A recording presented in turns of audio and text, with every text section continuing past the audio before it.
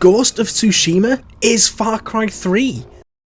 Like, seriously, it's just swords instead of guns, honour instead of insanity, and wind instead of a map. Don't believe me?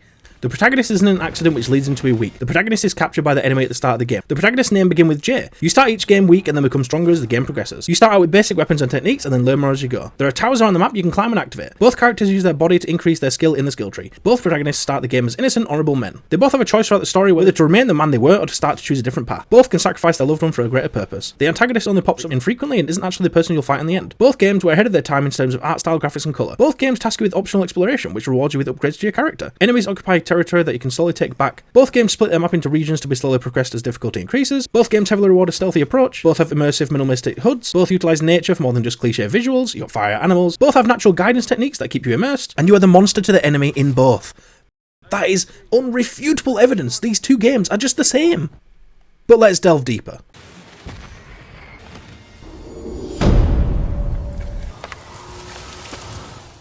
Let's start at the beginning. Yep, that's me. Jason Brody is a spoiled rich kid, a tourist, fanning about on a holiday. Then he survives a brutal accident and immediately gets captured by pirates. And my boy, Vaas. Jin Sakai is a loyal, traditional and honour-bound samurai. He then survives a massacre and wakes up to find his home island occupied by invaders.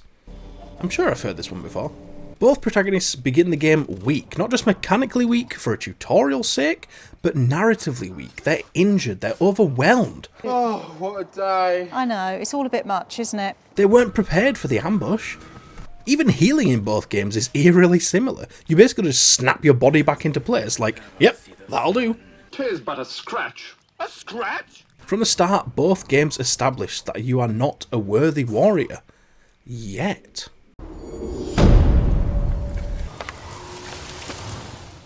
This is where things start to get really interesting, because Jason starts out as a clueless outsider, dropped into a tribal conflict, whereas Jin starts as a traditional samurai, dropped in a modern invasion. Both begin as honourable men. Jason just wants to save his friends, and Jin wants to protect his people. But over time, something shifts.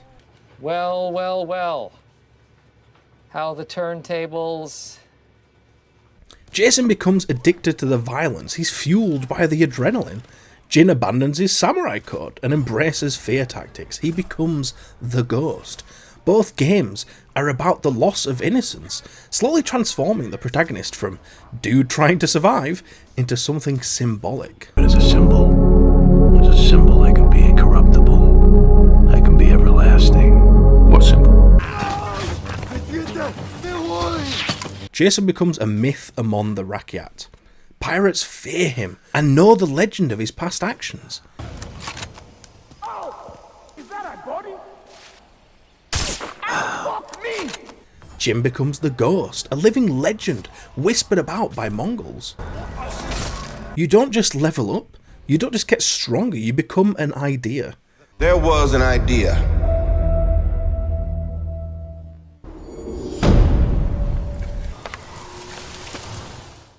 Now, let's talk about map structure and enemy control. In Ghost of Tsushima, the Mongols occupy the island of Tsushima, and you are fighting to take back control of your island and get your uncle back, your family. In Far Cry 3, pirates and privateers occupy the Rook Islands, and you're fighting for your friends and family. Family. In both games, the world is split into regions. It's cut like a cake, like a juicy, spongy, Ubisoft-looking ass cake. Yeah, Ghost of Tsushima might as well be Assassin's Creed, with those climbing mechanics, lol. Subscribe if you want me to make that comparison too, by the way. Anyway, back on track.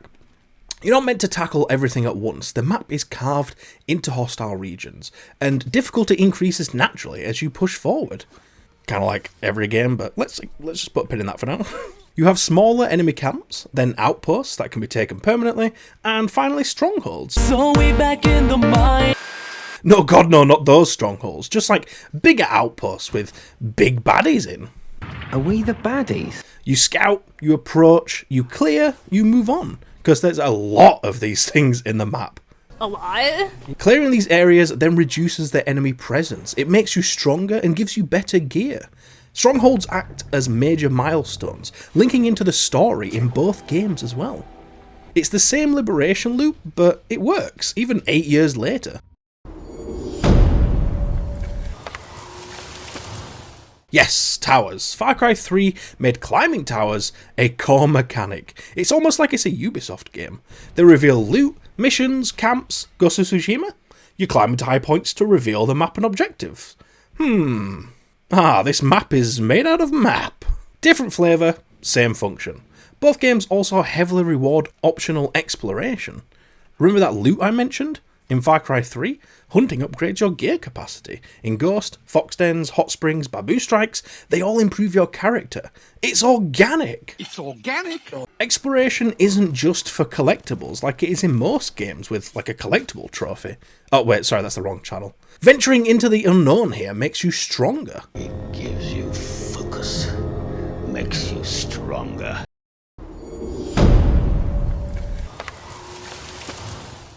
Both games were genuinely ahead of their time visually. Far Cry 3's colour and tropical vibrancy was unreal. Get it? Because Unreal Engine. And Ghost of Tsushima's art direction, windswept feels, and cinematic framing all blew away the massive player base it held, even in 2020. They don't just look good, they feel good. And they feel distinct. There's no others like them. They're iconic. And the map design? Oh, mwah, chef's kiss. You've got mountains everywhere.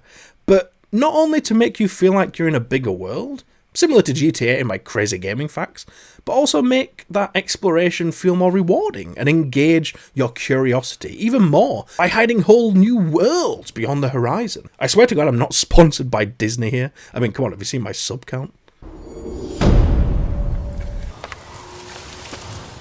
Here's where the gameplay comparison becomes undeniable. Both games heavily reward stealth. Now, I know they're not the only games with stealth in, but hear me out. You can wipe entire camps without being detected. You've got small grass for concealment, there's so much verticality in terms of rooftops, cliffs, you can distract to isolate enemies, there's even the option to use an animal, in both games, to take out enemies for you.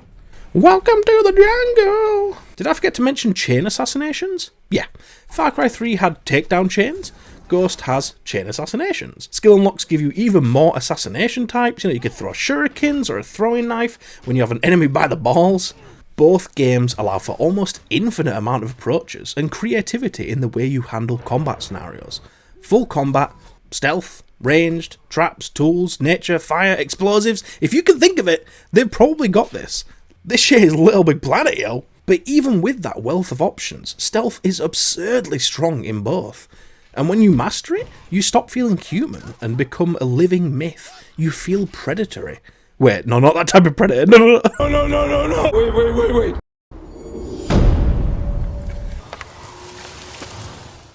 Both games use branching skill trees. I mean, what RPG doesn't? Am I right, guys? Guys? Combat, stealth, survival. Sure, we've all seen this in games before, like Tomb Raider, Borderlands, Fallout. Hell, I'm sure you could probably name as many games as subs I have. But with these two, there's one crucial difference. Both characters enhance their bodies. Jason's tattoos grow as he unlocks abilities. His body literally changes. Jin refines stances, assassination techniques, and physical resilience. His body figuratively changes. I mean, come on, just give me this one. You start cautious and weak. Sure, Jin has a head start since he's a literal samurai, but both start with more amateur skills. By the time you hit late game, you're dismantling entire armies. You're tearing apart a whole cove of pirates, literally on a pirate ship. Kinda. Tools become extensions of yourself, used by pure instinct now. In Far Cry 3, you are the grenades, the mines, the cliché explosive red barrels. And in Succi, yeah, this is shorthand for Ghost of Tsushima, by the way, get used to it. You are the kunai, the smoke bombs, the poison darts. You are a force to be reckoned with. You are the Force. I'm one with the Force is with me. You're not strong because of bigger swords or guns. You're stronger because you're smarter. And you also have a shit ton of weapons and tools as well, but you know.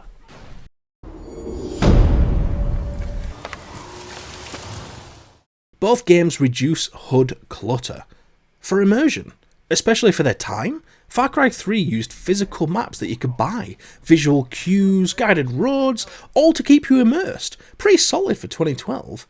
Ghost of Tsushima uses wind. Wind. And not that wind, you silly sod. A guiding wind, which shows you where to go for both missions and even collectibles. Ghost of Succi literally has no HUD in ambient moments. That's how good games should be.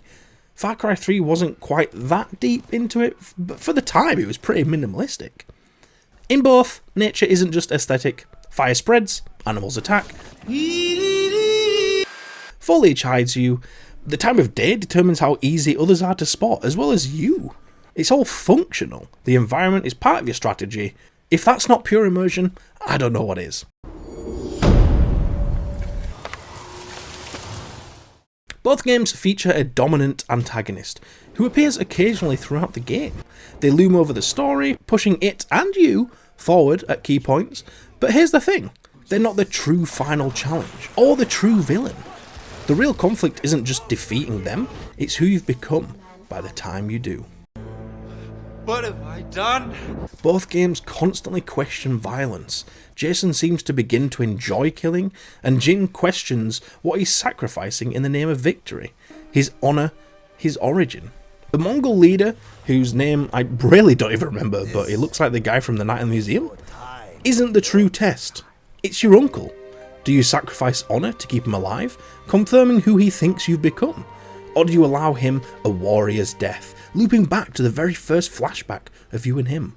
The choice is yours, whether to sacrifice your loved one, your only family, or to truly become the monster. This exact same choice is given to you in Far Cry 3. Vaas was never the true villain. Turns out his sister, no clue what her name is either by the way, is actually a pretty evil tribe leader who wants you to sacrifice your girlfriend for her. Now, you did have a brother who actually gets shot earlier by Vaas, so this is the only family you have left, and you have to choose whether to sacrifice them. See how I've just said the same thing about both games? It's the same fucking game, I swear to God.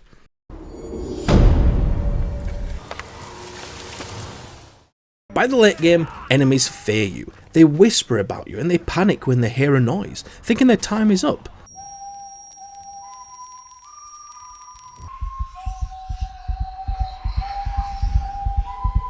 You are no longer just a fighter, you are terror, you are a monster. To the pirates, Jason is death in the jungle. To the Mongols, Jin is the ghost, a story that turns out to actually be true, and that shift from hunted to hunter is central to both experiences. So no, Ghost of Tsushima didn't copy Far Cry 3, Ghost of Tsushima is Far Cry 3. For the most part, I mean, it's just part of the bit, I mean, come on, just roll with it. Broken man, occupied land, regional liberation, stealth dominance, skill escalation, loss of innocence, legend building, outsider to symbolic warrior. Maybe that's why both games feel so iconic, unforgettable, because they're not just power fantasies, they're transformation stories.